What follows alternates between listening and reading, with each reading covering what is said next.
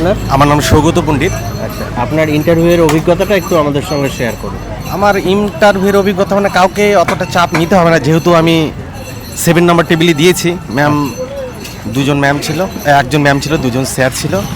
তো ওনারা যথেষ্ট কোঅপারেটিভ। তবে আমাকে ডেমো আমার নিজের মতোই করে দিতে বলেছিল। তবে একজন স্যার বলছিল যে আমার সাবজেক্ট জিওগ্রাফি ছিল, পাস করছে, তো বললো জিওগ্রাফি থেকেই দেন। তারপর আরেকজন স্যার বললো না অঙ্ক, আরেকজন বলছে না না জিওগ্রাফি থেকে দাও। তারপর আমি জিওগ্রাফি থেকে যে কোনো একটা টপিক দিয়ে দিয়েছি। কোন টপিক? আমার সোলার সিস্টেম দিয়েছিল। Solar system. আর কোনো কোশ্চেন কিছু?